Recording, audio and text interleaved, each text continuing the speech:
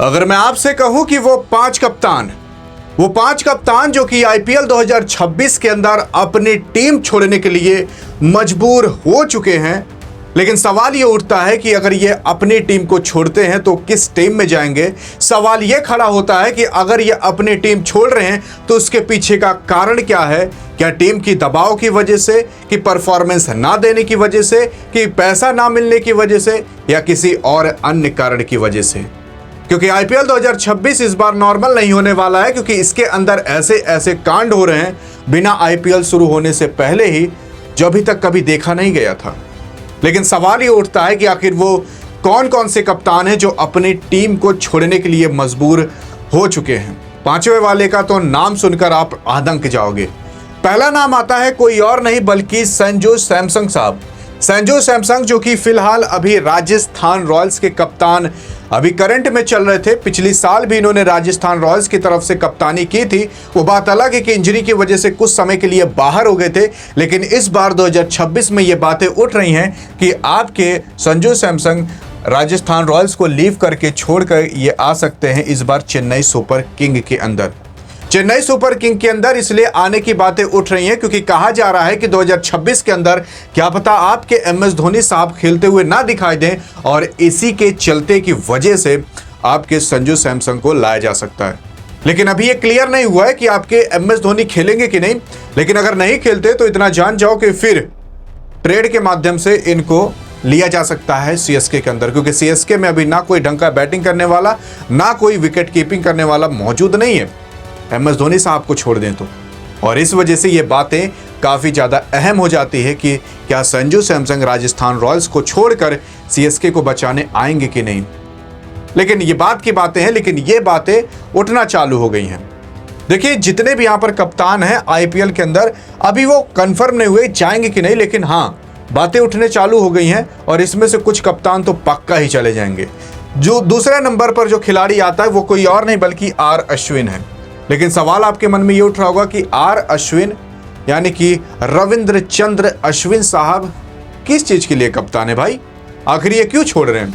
तो मैं आपको बता देने की कोशिश करता हूं कि रविंद्र चंद्र अश्विन जो कि अभी फिलहाल सीएसके के अंदर खेलते हैं, और सीएसके के कप्तान आपके ऋतुराज गायकवाड़ साहब चल रहे थे, लेकिन ऋतुराज गायकवाड़ के हाथ में इंजरी होने की वजह से महेंद्र सिंह धोनी को कप्तानी करनी पड़ रही थी। लेकिन मैं आपको अब बता देना चाहता हूं, यहां पर आपके रविंद्र चंद्र अश्विन भी सीएसके को छोड़ने के लिए तैयार हो चुके हैं। पहले ये आपके पंजाब किंग्स के कप्तान हुआ करते थे, लेकिन परफॉर्मेंस बहुत ज्यादा अच्छी ना होने की वजह से पंजाब किंग्स से इनको निकलना पड़ा, और सीएसके ने कई करोड़ों में इनको खरीद कर अपने टीम के अंदर कर लिया। कई साल पहले, लगभग 8-9 साल पहले ये सीएसके की तरफ से खेला करते थे, लेकिन फिलहाल अब वापस ये सीएसके के अंदर आ चुके थे, लेकिन कभी ये कप्तान हुआ करते थे। तो वही एक कप्तान है जो कि अब सीएसके में था और सीएसके को भी छोड़ने के लिए तैयार हो चुका है। लेकिन यहाँ पर जरूरी नहीं है कि आपके रविंद्र चंद्र अश्विन सीएसके को छोड़े ही। इनकी अब नौबत ये आ चुकी है कि क्या पता ये संन्यास भी ले ले आईपीएल से भी, और देखना पड़ेगा कि 2026 के अंदर आपके रविंद्र चंद्र अश्विन संन्यास ले सकते हैं कि नहीं। यहां पर हम आपको उन प्लेयरों के बारे में बताने वाले हैं जो प्लेयर कभी कप्तान हुआ करते थे और अब उनकी नौबत आ गई है कि वो अपने ही टीम को छोड़ सकते हैं। तो ये भी कभी कप्तान आपके पंजाब किंग्स के हुआ करते थे।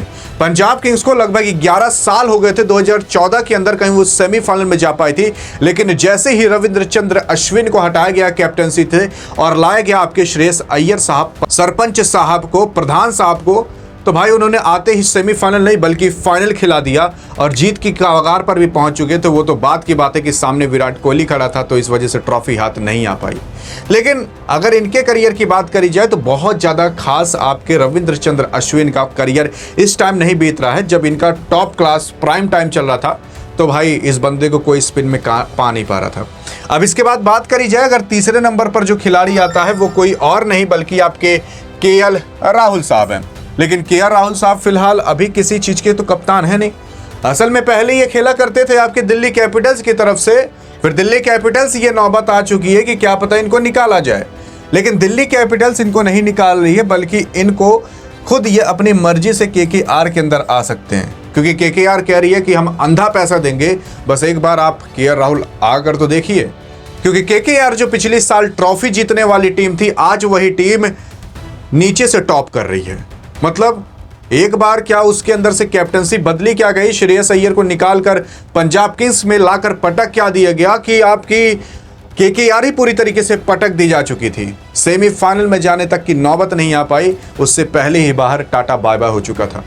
लेकिन अगर आपके केएल राहुल साहब की बात करें तो कभी ये लखनऊ सुपर जायंट के कप्तान हुआ करते थे, फिर उसके बाद दिल्ली कैपिटल्स ने इनको खरीदा, संजीव गोयनका से कुछ बवाल हुआ था, उसके बाद इन्होंने एलएसजी को छोड़कर दिल्ली कैपिटल्स का निर्णय लिया कि मैं इसमें आऊंगा। लेकिन अब दिल्ली कैपिटल्स से निकलने की बातें हो रही हैं और कहा जा रहा है कि इनको शाहरुख खान साहब केकेआर के अंदर ला सकते हैं, क्योंकि आपके केएल राहुल साहब केएल राहुल नहीं बल्कि क्लासिक केएल राहुल बन चुके हैं।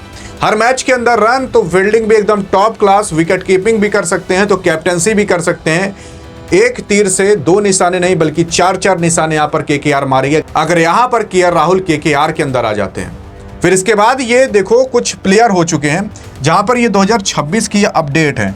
ये अपडेट पूरी तरीके से कंफर्म नहीं है, लेकिन मैं आपको बता देना चाहता हूं कुछ अपडेट इसमें से हो सकती हैं जो कंफर्म हो सकती हैं, क्योंकि कुछ अफवाह हो सकती हैं तो कुछ रियलिस्टिक भी हो सकती हैं।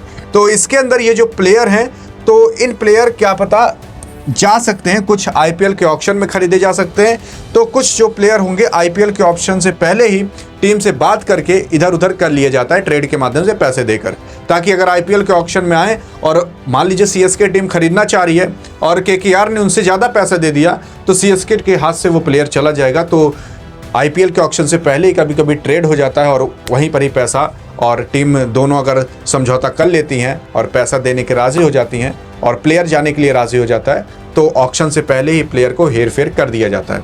लेकिन यहाँ पर जो प्लेयर है उसकी प्रेजेंस जरूरी होनी चाहिए और उसकी सहमति जरूरी होनी चाहिए, तभी ये ट्रेड हो सकता है, और अगर उसकी सहमति नहीं है तो ये ट्रेड नहीं होता। यानी कि अगर केएल राहुल साहब जाएंगे तभी होगा।